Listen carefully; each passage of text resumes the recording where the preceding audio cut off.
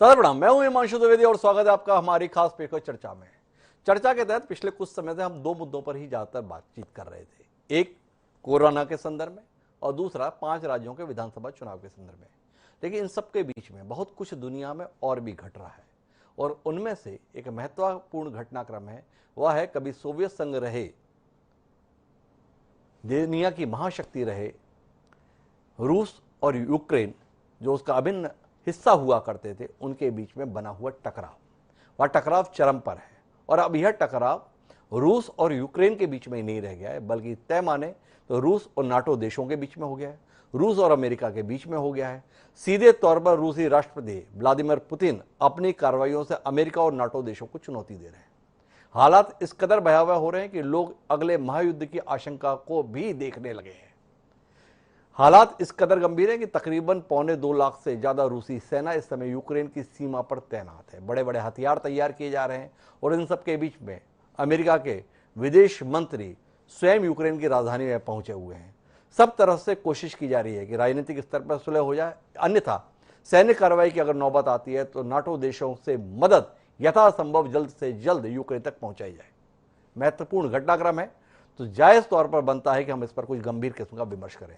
4 खास मेहमान इस मदद करने के लिए, कार्यक्रम का हिस्सा बनने के लिए हमारे साथ मौजूद हैं। उनसे आपका परिचय कराएं और दुनिया के इस महत्वपूर्ण घटनाक्रम पर कुछ गंभीर बातचीत करें। उससे पहले लेकिन समय है आज के विचार सूत्र का। हमारा आज का विचार सूत्र ऐसे घटनाक्रमों को ही व्यक्त करता है। हमारा विचार सूत्र एक कहता है कि राजनीति और नाटकीयता के मध्य एक महीन रेखा है। जूलियन बॉन्ड के द्वारा यह कहा गया था, जो अमेरिकन राजनीतिज्ञ थे। तो राजनीति और नाटकीयता, तो क्या यूक्रेन और रूस की सीमा पर जो कुछ हो रहा है वो राजनीति हो रही है या नाटक हो रहा है? इसे समझने की कोशिश हम इस कार्यक्रम के दौरान करेंगे और हमें समझाने के लिए 4 खास मेहमान जो हमारे साथ जुड़ रहे हैं, उनमें मंजीव पुरी साहब हैं, जो जाने माने अंतर्राष्ट्रीय मामलों के जानकार हैं, पूर्व राजदूत हैं। हमारे साथ लेफ्टिनेंट जनरल राज कादियान साहब हैं, सेवानिवृत्त रक्षा विशेषज्ञ हैं, देश के पूर्व उपसेना प्रमुख रहे हैं। डॉक्टर राम तिवारी जी हमारे साथ में जुड़ रहे हैं कानपुर से, जो अंतर्राष्ट्रीय मामलों के जानकार हैं, और साथ ही निशांत वर्मा, स्वतंत्र राजनीतिक विश्लेषक, वह भी हमारे साथ हैं। आप सभी का स्वागत है। चर्चा की शुरुआत मंजीव पुरी साहब से करना चाहता हूं। पुरी साहब, जिस समय पर सोवियत संघ का विभाजन हुआ तो तमाम मुल्क जो परस्पर अलग हुए थे, उन सबकी हालत हद से ज्यादा खराब थी। बोरिस येल्सिन के रूप में रूसी राष्ट्रपति अस्तित्व में आए, लेकिन रूस में बदलाव हमें महसूस हुआ व्लादिमीर पुतिन के आने के बाद, और देखते ही देखते रूस फिर एक ताकत के तौर पर उभरा व्लादिमीर पुतिन के रूप में। अभी जो कुछ भी हो रहा है, ये पुतिन अपना वर्चस्व बनाने के लिए सब कुछ कर रहे हैं या वाकई मामला इतना गंभीर है यूक्रेन के संदर्भ में जिसे वाकई गंभीरता से लिए जाने की जरूरत है, या कुल मिलाकर शोशेबाजी है पुतिन की अपने देश पर कब्जा बनाए रखने की कोशिशों के तहत? ये एक सहज सा सवाल हम सबके जहन में रहता है। आप अंतर्राष्ट्रीय मामलों के जानकार हैं, थोड़ा रोशनी देंगे, सच क्या है? हिमांशु जी, बहुत बहुत धन्यवाद जी। आपने जब कार्यक्रम शुरू किया तो एक बहुत अच्छी सॉर्ट ऑफ वर्ड यूज किए, राजनीति है या नाटक है। राजनीतिक नाटक समझिएगा, बट एक चीज याद रखिएगा, बड़ा इंटरेस्टिंग है जी। हम लोग सारे, हमारा सारा तवज्जो जो है वो चीन की तरफ है, और हम लोग कई इंडो पैसिफिक की बात करते हैं कि रूस ने हमें याद दिलाया कि भैया गेम प्लेयर मैं हूं जी। और यही कोई ओल्ड फैशन कोल्ड वॉर वाली स्थिति एक किस्म से दोबारा बन गई जी। देखिए, विभाजन हुआ सोवियत संघ का, इसमें कोई शक की बात नहीं जी। लेकिन कुछ साल तो रूस की हालत काफी खराब थी। उसके बाद जैसे व्लादिमीर पुतिन आए तो रूस की हालत काफी सुधर गई, उसकी इकोनॉमिक ताकत आ गई, ऑयल प्राइसेस से पैसा आ गया और अदर दूसरी शक्तियां वगैरह आ गई। तो देखिए, ये सोवियत संघ जो बना था वो इसीलिए बना था क्योंकि रूसी हेजेमनी जो होती है उसको फैलाने के लिए जी। तो वो हेजेमनी तो नहीं गई उनकी तरफ से, देश चाहे इंडिपेंडेंट कंट्रीज हो गए जी। इनफैक्ट आपके दर्शकों को शायद ये याद ना हो कि जब 1945 में यूएन बना तो एक्चुअली उसके पुराने सोवियत यूनियन के पास 3 वोटें थी जी। एक रशिया या जो भी सोवियत यूनियन आप कहिए, एक बेलारूसिया और एक यूक्रेन की वोट होती थी। एक बड़ा इंटरेस्टिंग कॉन्सेप्ट है जो वो union of Soviet socialist Republic ने उस समय भी किया। तो हेजेमनी तो कोई छोड़ने वाला नहीं है जी। अमेरिका, यूरोप की हेजेमनी छोड़ने वाला कोई नहीं करने वाला। छोटे छोटे देश नहीं करते, पुराने कॉलोनियल पावर जो है वो अभी भी लगे रहते हैं। हम भी देखते हैं, हमारे इतने बड़े संदर्भ में भी लोग कोशिशें करते रहते हैं। तो ये तो उस किस्म का क्लासिक गेम है। लेकिन मैं ये जो रशिया यूक्रेन वाला जो स्थिति है, इसके 3 पहलू स्ट्रेस करना चाहूंगा। जी एक, चलिए मान जाते कि इंटरनल डायनामिक सोवियत यूनियन का, पुतिन साहब अपने आप को बड़ा आदमी दिखाना चाहते हैं और रशियन हेजेमनी को प्रोटेक्ट करना चाहते हैं। जी उसके लिए यूक्रेन एक बहुत इंपॉर्टेंट, अहम, एक मानसिकली सोवियत और रशियन लोगों के लिए बहुत इंपॉर्टेंट। उसके साथ साथ जुड़ी है उनकी अपनी so called security dimension.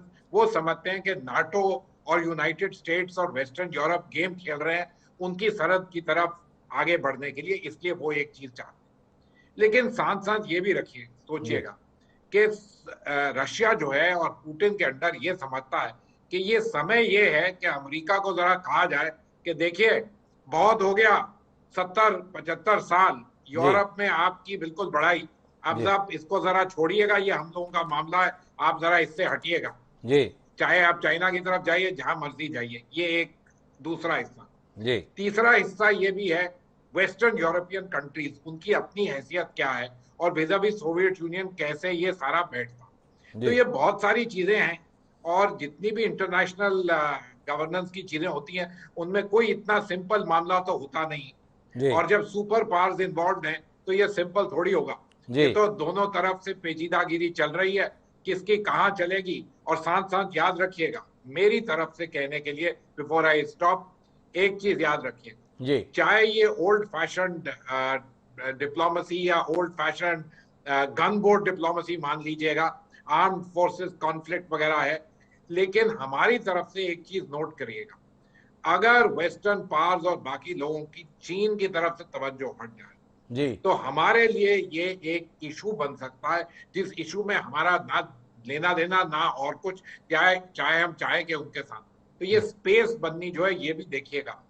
India जैसे हम ग्रो करते हैं, हम विली निली जिसको कहते हैं अंग्रेजी में, समटाइम्स यू बिकम इन्वॉल्व और लेट मी से you get affected by act जिसमें अदरवाइज आपका कुछ लेना नहीं।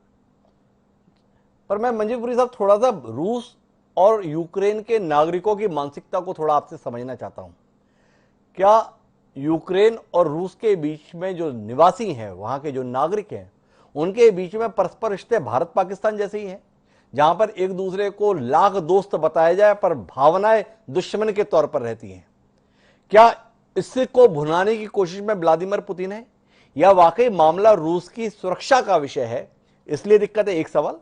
दूसरा, आपसे समझना चाहता हूं कि क्या रूस की मानसिकता में है कि जो भी यूएसएसआर के दौरान अन्य देश थे वह उनके संरक्षक की भूमिका में रहे? कजाकिस्तान के संदर्भ में जैसे वो भूमिका निभाता है, अन्य भी कुछ देशों के संदर्भ में भूमिका निभाता है, और यूक्रेन को भी वह उसी दृष्टि से देखता है, इसलिए संकट है। दोनों चीजों पर आपका नजरिया। हिमांशु जी, देखिए, मैं ये जो इशू है हेजेमनी का, जो आपने लास्ट में बात की कि भाई ये हमारा इलाका है, इसमें हम ही चलेंगे, और अगर वेस्टर्न पार्स, और मानिएगा यूक्रेन जरा इंपॉर्टेंट सा कंट्री है, अगर वेस्टर्न पार्स उसमें आगे आए तो हमारे को तो लगता है कि हमारी सुरक्षा को प्रॉब्लम है, इसलिए वो जरूर उसका जिसको कहते हैं अपोज करेंगे। याद रखिएगा, यूक्रेन के साथ क्राइमिया जुड़ा हुआ था, तो 2014 में उन्होंने ले लिया वापस। ऑफ कोर्स इसकी बड़ी पुरानी हिस्ट्री है, बड़ी कॉम्प्लिकेटेड। आपने भारत पाकिस्तान कहा, मैं जरा थोड़ा सा इससे हटके कहूंगा, ये एक किस्म का भारत नेपाल किस्म का सिचुएशन। लोगों के बीच में, यूक्रेनियन लोग और रूसी लोगों के बीच में बहुत किस्म के, जिसको कहते हैं, रोटी बेटी तो नहीं कह सकते, लेकिन ब्लड रिलेशन। लेकिन यूक्रेनियन लोगों के देखिएगा, उनको अगर वेस्टर्न सोर्सेज से एनकरेजमेंट मिलती है तो लोग क्या समझते हैं कि उनकी तौर तरक्की, उनकी जिंदगी, उनकी सब चीजें इंप्रूव होंगी। लेकिन यूक्रेन का जो ईस्टर्न एरिया है उसमें काफी सारे लोग रहते हैं जो जिसको कहते हैं रूसी डिसेंट के लोग, उनकी रिलेशनशिप वहां पर है, इकोनॉमिक इंटरेस्ट और अदर चीजें, जो वेस्ट के साथ आप जाएं तो आपकी लाइफ बहुत बढ़िया हो जाती है, लेकिन ये दूसरे इंटरेस्ट है, ये भी बिल्कुल हमको मान के चलना पड़ेगा। इसलिए ये रिलेशनशिप काफी कॉम्प्लेक्स है, और जिसको कहते हैं clear cut in some senses, जो भारत पाकिस्तान वगैरह उस किस्म का डिवीजन हुआ वो शायद नहीं माने। और अगर ये जो जिसको कहते हैं, एक तरफ से तो हमारे बहुत करीबी सिविलाइजेशनल लिंक्स हैं, दूसरी तरफ दोनों के अपने वेस्टेड इंटरेस्ट है, और साथ साथ आइडेंटिटी इश्यूज भी इसके साथ साथ बिल्कुल जुड़ जाते हैं। अगर मैं ये आपके बीच में ये मुद्दा छोड़ दूं, जरा सोचिएगा, in a sense India Nepal, although ये बिल्कुल एग्जैक्ट कंपैरिजन तो ऑब्वियसली नहीं हो सकता। जी, मैं राज काजल साहब आपके पास आना चाहता हूँ और मेरी कुछ उलझन है। जिस प्रकार के आधुनिक हथियार हो गए हैं, जिस प्रकार के परमाणु हथियारों की क्षमताओं की हम बात करते हैं, ऐसे में सीमा पर इतने बड़ी संख्या में जवानों की तैनाती वाकई युद्ध लड़ने के लिए होती है या दुनिया को दिखाने के लिए होती है? आप रक्षा विशेषज्ञ हैं, इतने बड़े सैन्य अधिकारी आप रहे हैं, थोड़ा बताएंगे कि कुल मिलाकर जब एक बम सब काम कर सकता है तो ये बड़े पैमाने पर तैनाती के मायने क्या होते हैं? हिमांशु जी, ये बड़े बम तो सिर्फ डेटरेंस के लिए हैं जी, आज तक ना इस्तेमाल हुए हैं और ना ही इस्तेमाल होंगे, क्योंकि ये तो अगर हो गए तो बम फेंकने वाले भी बर्बाद हो जाएगा जी। इसीलिए ये सेनाएं तैनात होती है। हमने भी की थी पराक्रम के दौरान, जब पार्लियामेंट पे अटैक हुआ जी, 10 महीने बैठे थे हम भी जी। तो पर एक तो बड़े बम के तो मैं नहीं समझता उसमें कोई जान बाकी है जी, अभी सोवियत यूनियन जब से टूटा है जी, इनके पास, अब रशिया सबसे बड़ा देश है CIS कंट्रीज में जी, इसके 2 डिफेंसिव रिंग थे। जी, एक तो जो बाहरी रिंग, जो बाहर की दीवार थी, जिसमें पोलैंड, हंगरी, चेक रिपब्लिक, स्लोवाकिया, स्लोवेनिया शामिल थे। उस पर तो नेटो पहले ही हावी हो गया, नेटो के मेंबर बन गए वो तो। जी, ये एक दूसरी अंदरूनी दीवार है जिसमें यूक्रेन शामिल है। ये रशिया के पश्चिम में एक बड़ा देश है, 3 लाख स्क्वायर किलोमीटर है, इसकी 4.4 करोड़ के करीब आबादी है। अगर इसमें भी नेटो आ गया तो फिर रशिया की बाउंड्री पर आके बैठ जाएंगे। ये रशिया की चिंता है।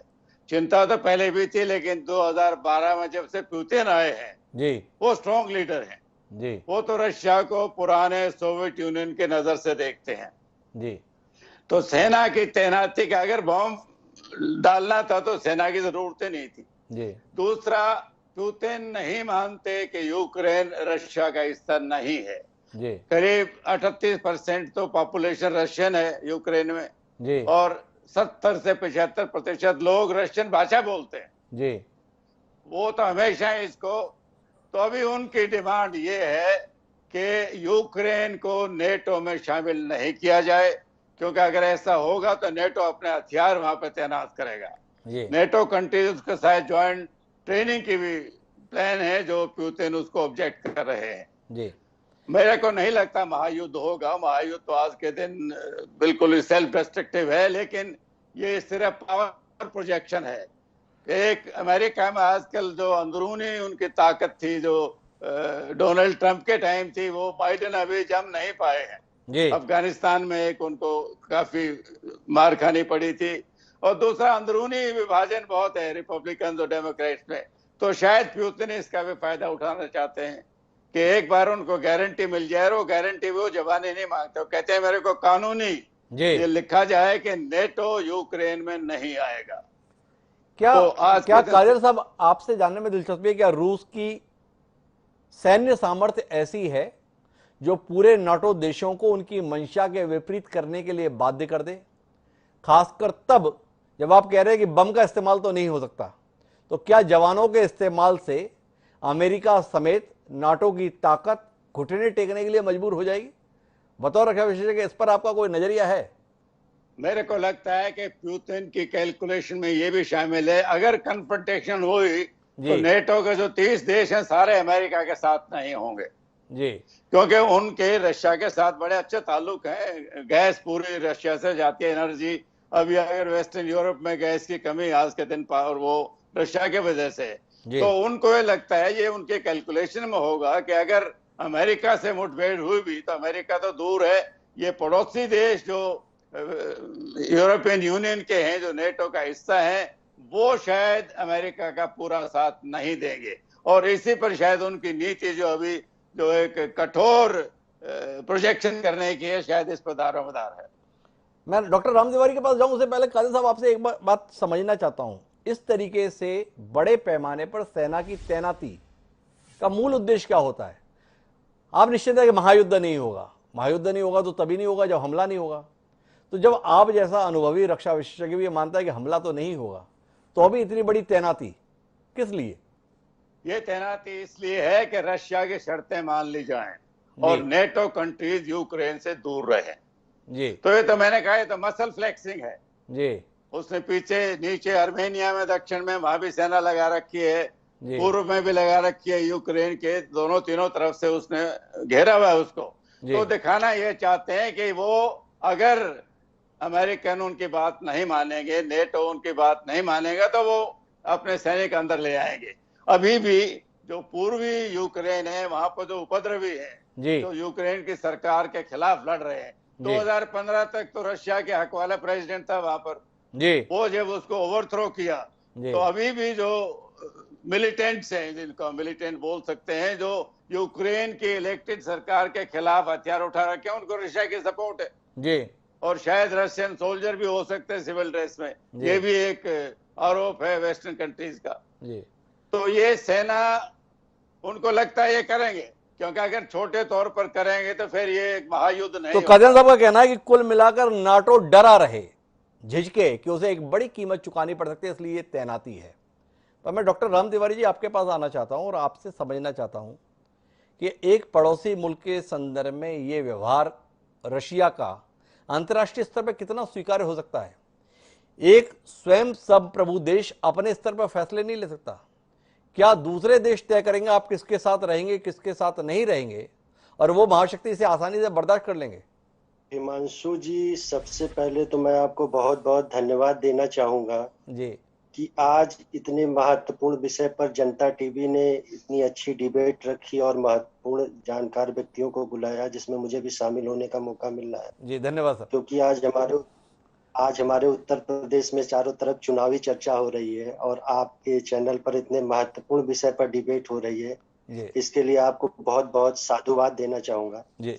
आपके प्रश्न का उत्तर हिमांशु जी मैं इस संदर्भ में देना चाहूंगा कि वर्तमान में जो कोरोना काल आया जी, इस कोरोना काल में विश्व की सारी महाशक्तियां किसी न किसी रूप में डैमेज हुई जी, और विश्व के हर पटल पे हर देश को नुकसान हुआ, जिसमें सारी विश्व की महाशक्तियां हैं जी। उसमें अमेरिका है, रशिया है, चाइना है, सभी किसी न किसी तरह क्षतिग्रस्त हुए जी। लेकिन वर्तमान परिवेश में अब उन महाशक्तियों को विश्व पटल पर यह दिखाना है कि हम अभी भी ताकतवर हैं। जब से नाभिकीय युग आया उसके बाद साइबर युग आया और वर्तमान में कोरोना काल आने पर यह आशंका व्यक्त की जा रही है कि अब बायोलॉजिकल वेपन्स आने की भी शुरुआत हो गई है जी। क्योंकि कोरोना का अप्रत्यक्ष रूप से ये साबित तो नहीं हो पाया है कि ये बायोलॉजिकल वेपन का रूप है, प्रत्यक्ष रूप से, अप्रत्यक्ष रूप से ये सारी चीजें दर्शित हो रही हैं जी। तो जब बिना लड़े इतने तादाद में लोगों को मारा जा सकता है तो उस कालखंड में ऐसा नाटकीय परिवेश विश्व पटल पर हो रहा है, ये बड़ा रोचकतापूर्ण माहौल है क्योंकि रशिया का हिस्सा ही है यूक्रेन जी। यूक्रेन और रशिया के विवाद के बिंदुओं को अगर हम विस्तार से देखने का प्रयास करें जी। अभी जो वर्तमान में दिखाई पड़ रहा है कि जो विवाद का प्रमुख बिंदु है वो है कि यूक्रेन को नाटो का पार्ट न बनने दिया जाए जी। इसमें रूस को डर है, डर होना भी चाहिए क्योंकि रूस अपने आप को विघटन, सोवियत संघ के विघटन के बाद रूस का हिस्सा ही यूक्रेन है और यूक्रेन किसी भी रूप में सशक्त हो ये रूस को कभी भी गवारा नहीं होगा जी। और रूस और यूक्रेन के बीच पहले भी तनाव की बहुत सारी घटनाएं होती रही हैं क्रीमिया को लेकर, और 2003 की संधि के अनुसार रूस और यूक्रेन के मध्य जी कर्च जलमार्ग और अजोवा सागर के बीच जी जल सीमाएं बटी हुई हैं। अजोवा सागर और जमीन से घिरा हुआ है और काला सागर से कर्च के तंग मार्ग से होकर इसमें प्रवेश किया जाता है जी। अभी कुछ ही दिनों पूर्व रूस ने यूक्रेन के बंदरगाह से आ रही जहाजों की निगरानी शुरू की जिसका यूक्रेन ने विरोध किया। रूस ने कर्च में तंग जल मार्ग पर पुल के नीचे टैंकर तैनात कर दिए और अजोवा सागर का रास्ता बंद कर दिया जी। तो इस तरह के छोटे मोटे तनाव यूक्रेन से पहले भी चलते चले आ रहे हैं रशिया के जी। लेकिन जो अगर व्यावसायिक दृष्टिकोण से देखा जाए तो रूस यूक्रेन पर इसलिए दबाव बनाने का प्रयास कर रहा है क्योंकि रूस और यूक्रेन के बीच जो प्राकृतिक गैस की आपूर्ति है जी उसको लेके बहुत बड़ा डर है क्योंकि जो 80% यूरोपीय संघ में प्राकृतिक गैस की सप्लाई होती है वो यूक्रेन के पाइपलाइन के मार्ग से होती है। तो रसिया ये कभी भी नहीं चाहेगा कि यूक्रेन विश्व की अन्य महाशक्तियों के प्रभाव में आ जाए, और उसके लिए व्यवसायिक मतलब बहुत सारा क्षतिग्रस्त होने की संभावना पैदा हो जा रही है। अभी नाटकीय ढंग में आप भी देख रहे होंगे और देखने आ रहा है कि अमेरिका बराबर इसमें हस्तक्षेप बनाए हुए है। अभी रूस ने अप्रत्यक्ष रूप से यूक्रेन पर हमला करने की मंशा से इनकार किया। उसने पश्चिमी देशों से गारंटी की मांग की है कि नाटो यूक्रेन या अन्य पूर्वी सोवियत देशों में अपना विस्तार नहीं करेगा, अपने सैनिक हथियार वहां नहीं रखेगा। तो इस तरह की डिमांड रख के वो यूक्रेन को कभी बढ़ता हुआ देख ही नहीं सकता है, विश्व पटल पर बढ़ता हुआ देख नहीं सकता है। ये तो रूस की मंशा हुई। लेकिन मैं जानना ये चाहता हूं डॉक्टर राम तिवारी जी आपसे, क्या अमेरिका या नाटो देश इतने दीनहीन स्थिति में आ गए हैं कि जैसा पुतिन चाहेंगे वैसा करने के लिए मान जाएंगे? अगर मैं रक्षा विशेषज्ञ के तौर पे ना करके एक आम जनमानस की बात करूं कि विश्व की जितनी महाशक्तियां हैं जी, और एक शब्द विश्व पटल पर कहा जाता है जी कि गंदा है पर धंधा है, गंदा है पर धंधा है ये जी। तो ये सारी चीजों का सार है कि विश्व की गंदा है पर धंधा है, ये डॉक्टर राम तिवारी का कहना है। लेकिन मैं निशांत वर्मा जी इसके दूसरे पहलू पर आपको लेके जाना चाहता हूं और उस पर आपका नजरिया चाहता हूं। मैं समझना ये चाहता हूं कि वाकई यूक्रेन से अपने आर्थिक और सैन्य हितों की रक्षा करने के लिए पुतिन ये सब कर रहे हैं, या पुतिन के खिलाफ जो विरोध में आवाजें समय समय पर उठती हुई सुनाई देती हैं उनको खत्म करने के लिए जो आजकल एक दौर चल निकला है उग्र राष्ट्रवाद का, उसका प्रयोग करने की कोशिश पुतिन कर रहे हैं। संकट ना होते हुए भी संकट को दिखाना या संकट पैदा करते हुए उसके समाधान के लिए अपने आप को प्रस्तुत करना, इसका खेल चल रहा है। इतना बड़ा संकट नहीं है जितना बड़ा संकट बना दिया जाए और उसमें अपने आप को मसीहा के तौर पर प्रस्तुत कर दिया जाए। क्या व्लादिमीर पुतिन अपने आप को मसीहा वाली छवि में प्रस्तुत करने की कोशिश तो नहीं कर रहे? हिमांशु जी, आपके सवाल का कई अंशों में जवाब पहले दिया जा चुका है। मंजीत पुरी साहब ने, डॉक्टर राम ने, जनरल कादियान ने जी। मैं इसको कंसोलिडेट थोड़ा अपने तरीके से करना चाहूंगा जी। देखिए, हम बात कर रहे हैं कि किस तरीके से 1,00,000, 1.5 लाख या 2 लाख सैनिक जो है वो क्रीमिया के बॉर्डर पे या यूक्रेन के बॉर्डर पे रूस ने लगा दिए और इस तरीके से एक परिस्थिति खड़ी कर दी और नेटो के साथ घर्षण हो रहा है कि भाई आप यूक्रेन में एंट्री नहीं कर सकते। लेकिन इसके लिए हमें 1200 साल पहले की बात से शुरू करना पड़ेगा जी। और मैं इसलिए कहता हूं क्योंकि जैसे हमारे देश में कई लोग अखंड भारत की बात से शुरू करते हैं और उसके बाद आज की परिस्थिति पे चर्चाएं करते हैं जी। 1200 वर्ष पहले केवियन रस नाम की एक, आप कह सकते हैं, छोटी सी सिविलाइजेशन कह लीजिए या एक राजपाट कह लीजिए, जो नाइपर नदी से शुरू हुआ था जी। अब आज उसके 3 भाग हैं बड़े। आज रशिया, बेलारूस और यूक्रेन, ये आज हैं, ये सोवियत यूनियन के टूटने के बाद। लेकिन इसमें अधिकांश जो पूरी की पूरी, आप कह सकते हैं कि राजपाट से निकली भाषा, सामाजिक ताना बाना, ये जितना भी था ये एक हुआ करता था जी। मुझे याद है कि जब मिखाइल गोर्बाचोव के बाद यूएसएसआर टूटा और बोरिस येल्त्सिन आए, याद करना पड़ता है कि साल भर में बोरिस येल्त्सिन ने अपनी एक गलती मानी थी कि तोड़ दिया।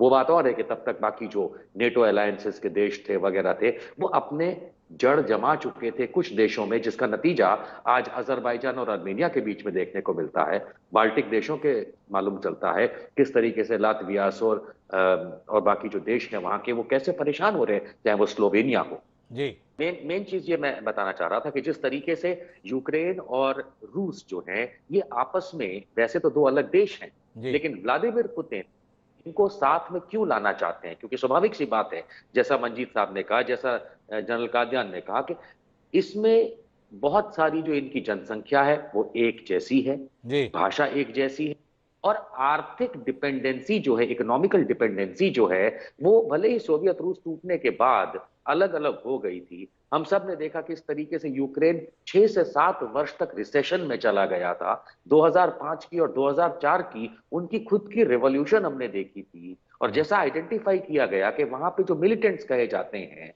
जिस तरीके के मिलिटेंट ग्रुप्स बन करके परेशान करते हैं यूक्रेन की गवर्नमेंट को जी। लेकिन स्वाभाविक बात है कि वो रूस की सपोर्टेड मिलिटेंट्स हैं। वो बात और है कि अमेरिका ने, और ये बहुत इंपॉर्टेंट बात है कि अमेरिका और नेटो देशों ने यूक्रेन को बहुत कुछ सप्लाई किया ताकि वो अपने वर्चस्व को बनाए रखे। एक छोटा सा उदाहरण है जेवलिन मिसाइल।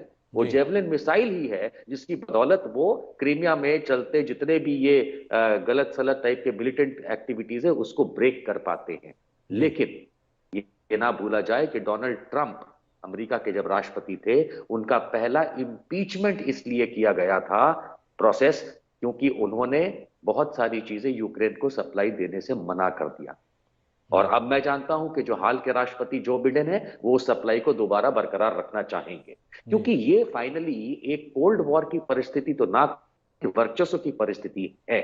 अब ये वर्चस्व की परिस्थिति कहां है आप मार्क कीजिएगा जी। हिमांशु जी, यहाँ पे ये नहीं बता पाएगा इस देश के अंदर या इस दुनिया के अंदर कि क्या रूस चीन से लड़ता है?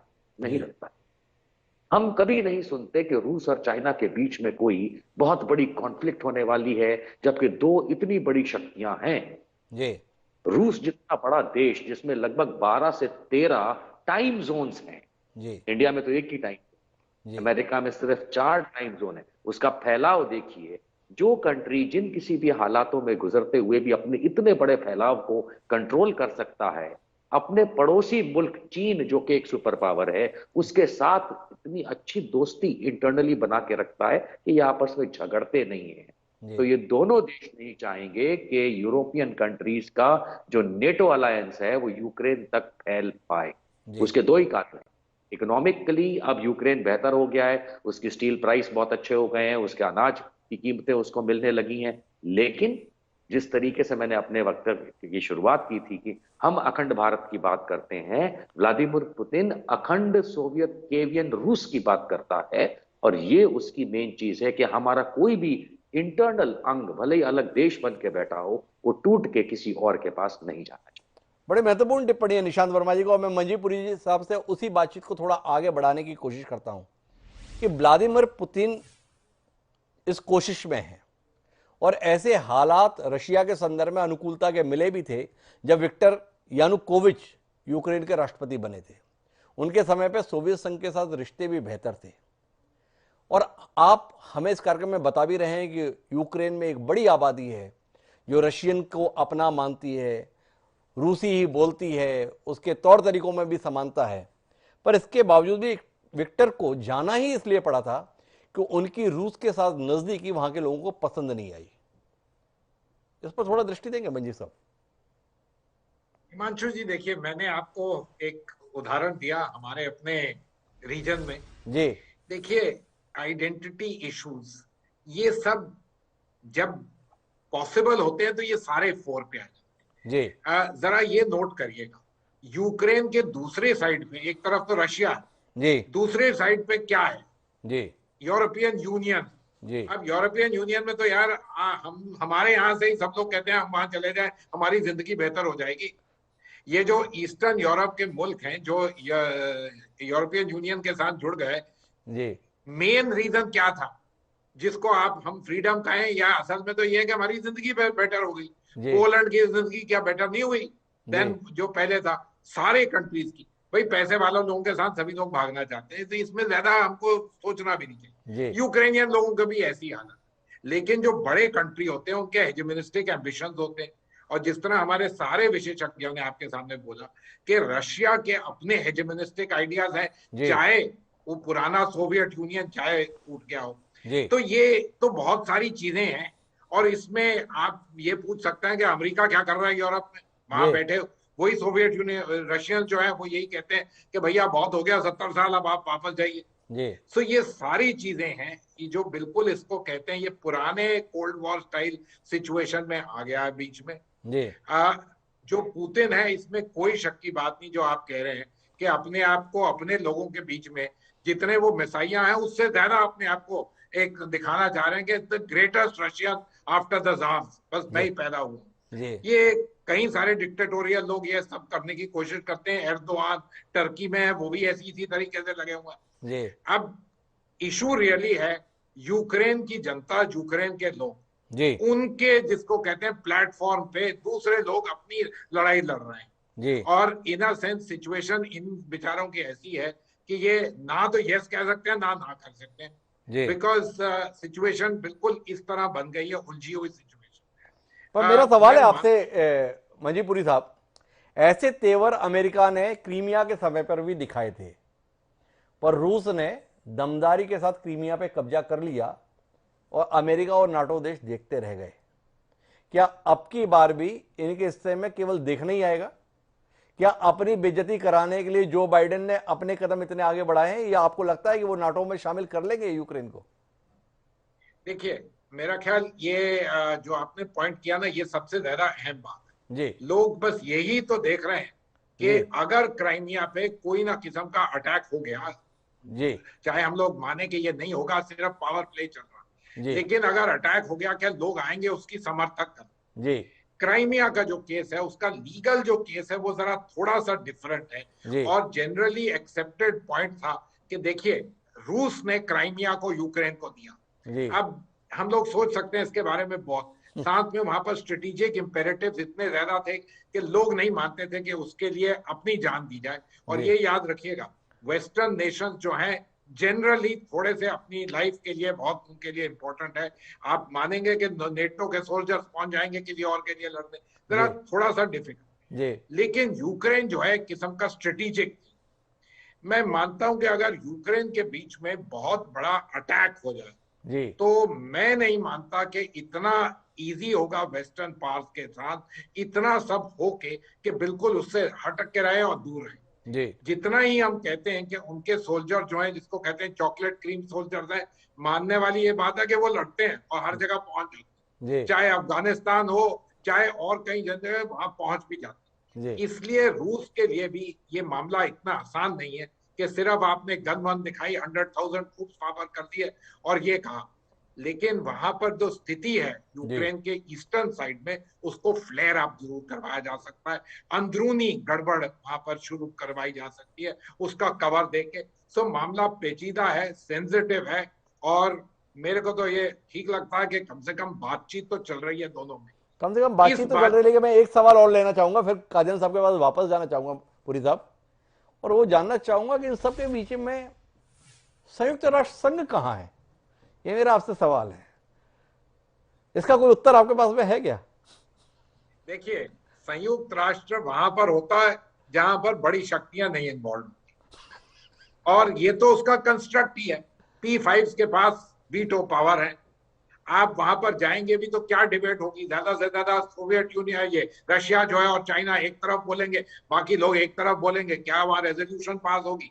हाँ, कोई ह्यूमैनिटेरियन रेजोल्यूशन के कुछ मत करिए ये सब, लेकिन ये तो रियलिटी है इंटरनेशनल गवर्नेंस की, ग्लोबल गवर्नेंस की, और जो 1945 में बना है उसकी रियलिटी है। जी, लेकिन ये मानिएगा कि अभी तक इंटरनेशनल गवर्नेंस, संयुक्त राष्ट्र, ये जितनी भी चीजें हैं, इनके बाद कम से कम वर्ल्ड वॉर 3 नहीं हुई। जी, किसी ना किसी तरीके से इसको, जिसको कहते हैं, चाहे बातचीत में थोड़ा गिव टेक ये वगैरह कर के चीजें अभी तक कंट्रोल में रखी गई, ये नोट करिएगा।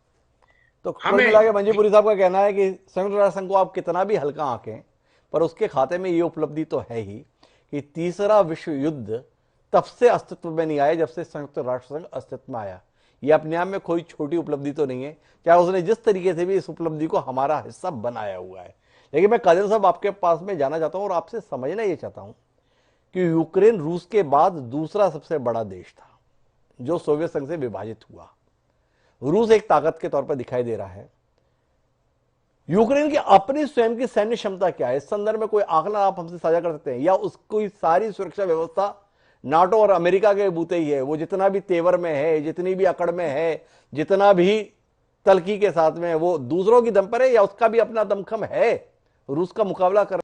हिमांशु जी, सैन्य शक्ति तुलना में देखी जाती है जी, अपने आप में यूक्रेन मजबूत हो सकता है, लेकिन जब रशिया से तुलना होती है तो उनमें जान नहीं है। जी, रशियन उनको ओवररन कर सकते हैं, वो यूक्रेन भी जानता है, रशिया भी जानता है, नेटो भी जानता है। जी, तो यूक्रेन में अपने आप में वो क्षमता नहीं है कि अगर सोवियत यूनियन, सॉरी, रशिया कल वाकई अपनी सेना अंदर लाए तो उनको रोक सके।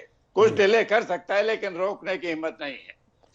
तो ये आज के दिन स्थिति तनाव पर मैं इसे थोड़ा विस्तार से समझना चाहता हूं काजल साहब कि ऐसा क्यों है। एक ही देश के हिस्से थे, सबके पास में अपने अपने हिस्से के संसाधन आए, क्या यूक्रेन ने अलग होने के बाद सैन्य क्षमताओं के विस्तार में कोई मेहनत नहीं की? क्या अपनी सुरक्षा के लिए कदम नहीं उठाए? या रूस के भरोसे अपने आप को रखा रहा इसलिए उसकी ऐसी हालत है, या इससे तर कोई और बात है जो हमारी जानकारी में नहीं?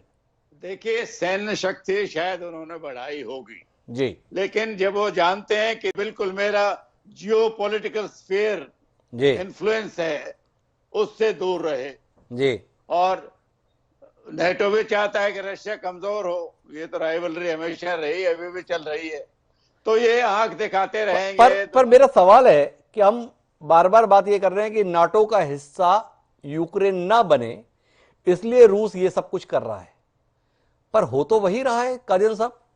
जब से रूस ने अपनी सेनाएं सीमा पर तैनात की हैं, ब्रिटेन ने अपने टैंक रूसी टैंकों के मुकाबले भेजना चालू कर दिए, कनाडा ने अपने सैनिकों की स्पेशल रेजिमेंट भेज दी, अमेरिका ने भी अपना भेजने का ऐलान कर दिया। तो नाटो का मेंबर होकर जो कुछ यूक्रेन को मिलना था वो नाटो का मेंबर हुए बगैर केवल रूस की सेनाओं की सीमा पर जरूरत से ज्यादा तैनाती ने प्रस्तुत कर दिया। क्या कहेंगे आप इस दृश्य को? नहीं, नेटो के में शामिल होने के बाद यूक्रेन को क्या मिलता है उसका शायद रशिया पर इतना असर नहीं है, लेकिन फिर वेस्टर्न कंट्रीज अपने हथियार भी डिप्लॉय करेंगे वहां। जी, अभी कोई ऐसा देश नहीं, सिवाय अगर आप दो बाल्टिक स्टेट्स को लेते हैं जी, एस्टोनिया और लेटविया, उनकी बाउंड्री जरूर रशिया से लगती है और वो दोनों नेटो का हिस्सा है, लेकिन वो छोटे देश हैं, उनके पीछे समुद्र भी है। लेकिन यूक्रेन ऐसा देश है, अगर इसमें भी नेटो की प्रेजेंस होगी तो रशिया को डायरेक्ट खतरा हो सकता है। कल को अगर ऐसा ही तनाव दोबारा हो तो वो डायरेक्ट रशिया को थ्रेटन कर सकते हैं। यही रशिया नहीं चाहता कि यूक्रेन में नेटो का कोई फुटबेस बने, नाटो के लिए कोई जमीन मिले यूक्रेन में, ये वो नहीं चाहता है। हालांकि जिस प्रकार से नाटो देश अपनी सेनाएं भेज रहे हैं वो अपने में सवाल पैदा करती हैं। लेकिन मैं काजल साहब की टिप्पणी पर डॉक्टर राम तिवारी जी से बात करना चाहता हूं कि ये शीत युद्ध की वापसी है।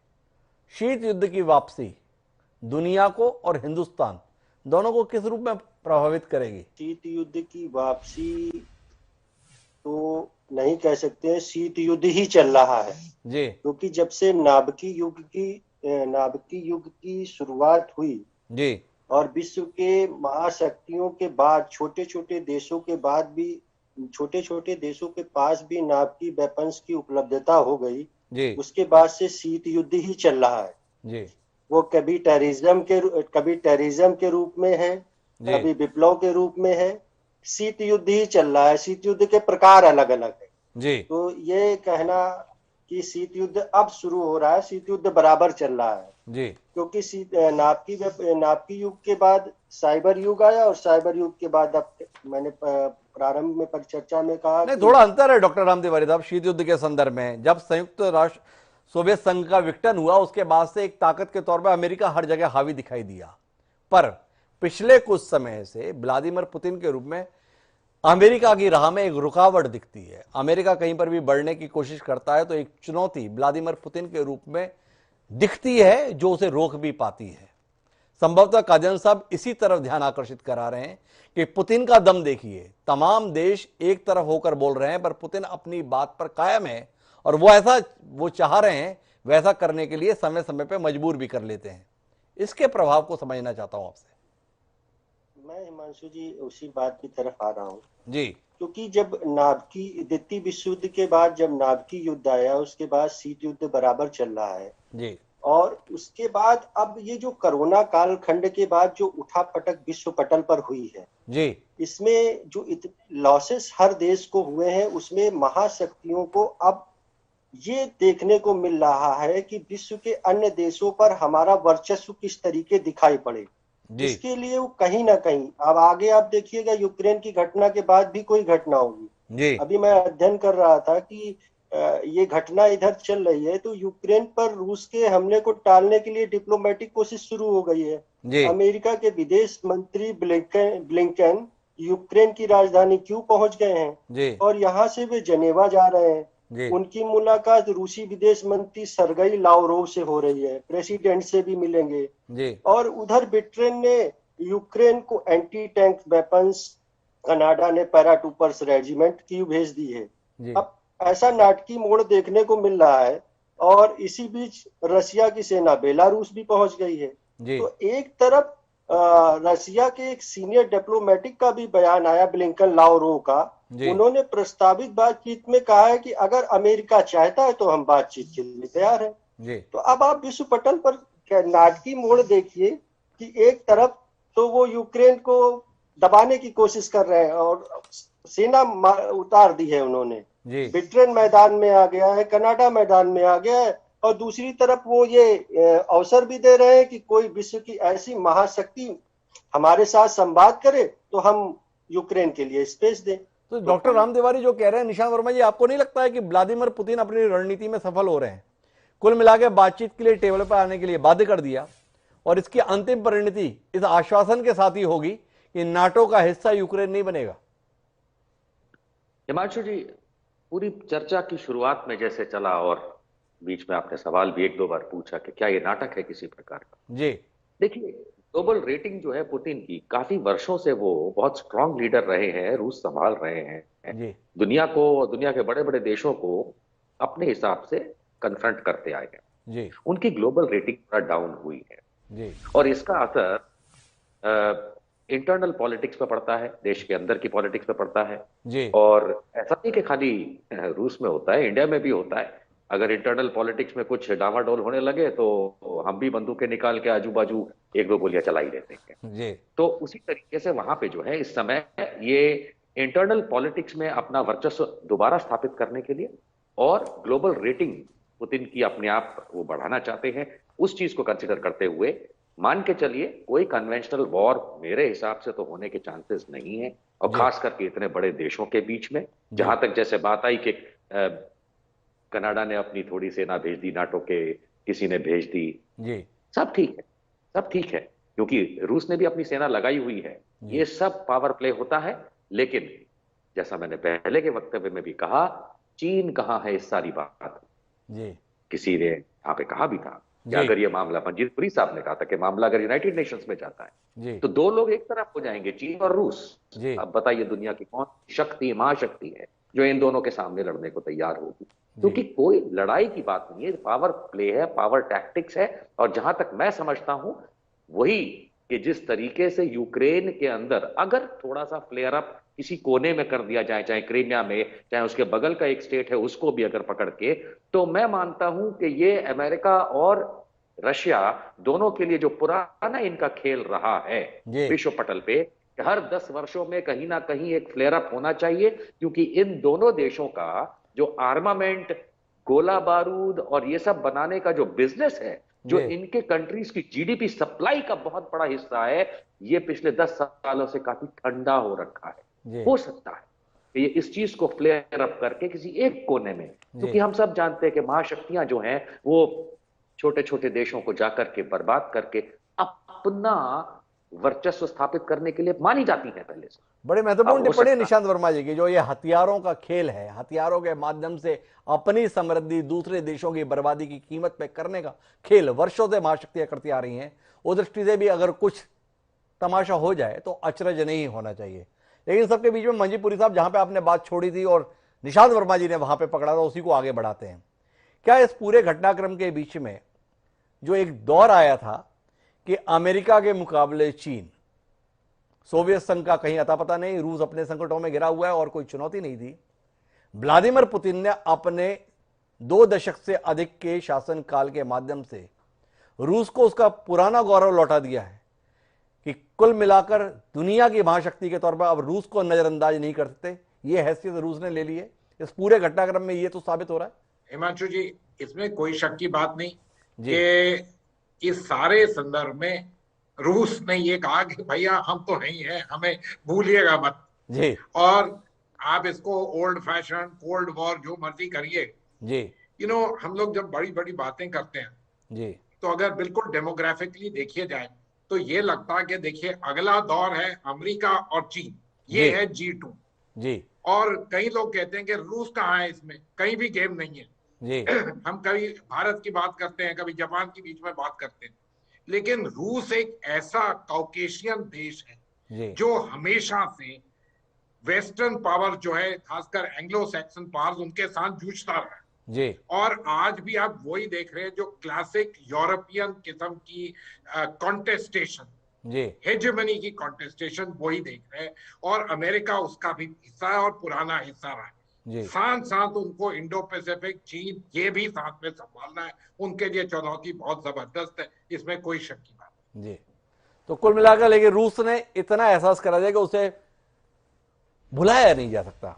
पर इन सब के बीच में राज काजन साहब, मैं उस टिप्पणी पर आपसे थोड़ी सी बातचीत करना चाहता हूं कार्यक्रम के आखिरी दौर में, जिसमें आपने कहा ये बम बम जो भी हैं ये कभी इस्तेमाल होने के लिए नहीं है, तो फिर इसकी इतनी होड़ क्यों है? 2-5 बम से भी काम चल सकता है, लेकिन हमारे पास तो आंकड़े आते हैं इसके पास 3000 हैं, इसके पास 5000 हैं, इस्तेमाल एक का भी नहीं होना है, तो अभी संख्या इतनी बड़ी बड़ी है। ये कहीं हमारा अति आत्मविश्वास तो नहीं है कि इस्तेमाल नहीं होना है? देखिए, ये अभी बिल्कुल सही बात बोली थी पुरी जी ने कि ये सिर्फ आम सेल की बात है। मिडिल ईस्ट में आप अगर देखें, ईरान और इराक का युद्ध 8 साल चला था जी। अमेरिका इराक को हथियार दे रहा था, सोवियत यूनियन ईरान को दे रहा था, दोनों के हथियार बिक रहे थे, किसी को दिलचस्पी नहीं थी कि लड़ाई बंद हो। तो ये टेंशन बनाए रखना भी सुपर पावर के हित में है और वो बनाए रखेंगे। अगर यूक्रेन के पास इकोनॉमिक इतनी पावर है कि वो वेस्टर्न कंट्री से हथियार लेता रहे जी, तो वो देते रहेंगे, वो उनकी बिक्री होती है जी। इसमें एक जो देश जो बहुत खुशी से इसको देख रहा है वो चीन है जी। उसका कोई आपस में इन्वॉल्वमेंट नहीं है, लेकिन वो तो चाहता है कि ना अमेरिका इतना मजबूत रहे, ना रशिया इतना मजबूत रहे और वो नंबर 1 पावर जो उसके इरादे हैं वो बन पाए। तो ये हथियार का लेना देना, तो अभी भी शायद रिपोर्ट है कि वेस्टर्न कंट्रीज यूक्रेन को हथियार दे रहे हैं, जो भी रशिया की चिंता का हिस्सा है जी। तो ये तो चलता रहेगा, उन्होंने अपने फैक्ट्रियां चलानी है। अगर पूरे दुनिया में शांति आ गई तो उनकी इकोनॉमी कहां से आएगी जी। पहले मिडिल ईस्ट में ऑयल, धीरे धीरे और 15-20 साल में इलेक्ट्रिक कारें आ जाएंगी तो ऑयल की अहमियत खत्म हो जाएगी, उनको कोई दूसरी मार्केट ढूंढनी पड़ेगी। तो ये तो एक हिस्टोरिक सिलसिला है जो चलता रहेगा। बड़े महत्वपूर्ण टिप्पणी है काजन साहब की। कुल मिला के यूक्रेन को बता के कि हम आपको नाटो में शामिल कर सकते हैं, एक तनाव का वातावरण बना। तनाव के वातावरण के चलते रूस ने अपनी सेनाएं तैनात की। सेना की तैनाती हुई, यूक्रेन को अपनी सुरक्षा के लिए हथियारों की जरूरत महसूस हुई और एक हथियारों की बड़ी डील यूक्रेन के साथ में पश्चिमी देश करने के लिए तत्पर हो गए। कुल मिला के हथियारों के खेल में दुनिया तमाशा बनकर देख रही है। महत्वपूर्ण बात यह है इस पूरे विषय में, वो ये है कि सब बात अमन की करते हैं और असल व्यवहार धंधे का करते हैं। दुनिया की महाशक्तियों के ये दोहरे चरित्र इस दुनिया ने अतीत में भी देखे हैं, पर कमाल ये है कि फिर भी हम भविष्य के लिए उन्हीं की और उम्मीद भरी निगाहों से देखते हैं। ये कमाल कब खत्म होगा इसका हमें इंतजार है। लेकिन आप चारों मेहमानों का बहुत बहुत धन्यवाद इस आश्वासन के साथ कार्यक्रम को समाप्त कराने के लिए कि महायुद्ध के कोई आसार नहीं है, सब कुछ तमाशा है, कुछ समय में सब ठीक ठाक हो जाएगा। तो हम अब आते हैं आज के शेर पर। जो कुछ बातचीत इस कार्यक्रम में हुई उसको व्यक्त करने के लिए कमाल का शेर हमें मिला।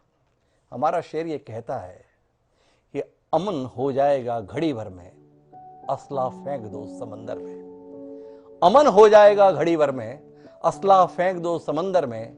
जंग सबके लिए तबाही है, इसका सौदा न डालना सर में। हम बड़ों को ये सोचना होगा बच्चे कैसे जिएंगे इस डर में। हम बड़ों को सोचना होगा बच्चे कैसे जिएंगे इस डर में। दीन कहता है दोस्ती रखो उनसे, रहते हो जो बराबर में। रेहाना रूही ने जो ये कमाल का शेर कहा था वो छोटे से बच्चे को भी समझ में आता है, पर ये मुल्क को चलाने वाले लोगों की समझ में क्यों नहीं आता, जो अपने पड़ोसियों से बात तो अमन की करते हैं और व्यवहार दुश्मनों का रखते हैं। जब ये व्यवहार दोस्ती में परिणत हो जाएगा तो तय मानिए इस दुनिया से जंग का खतरा हर हाल टल जाएगा। पर क्या वो दिन आएगा? इंतजार आपको भी और हमको भी। पर इसके साथ मुझे दीजिए इजाजत, कल फिर मिलेंगे नए विषय के साथ। तब तक के लिए सदा प्रणाम।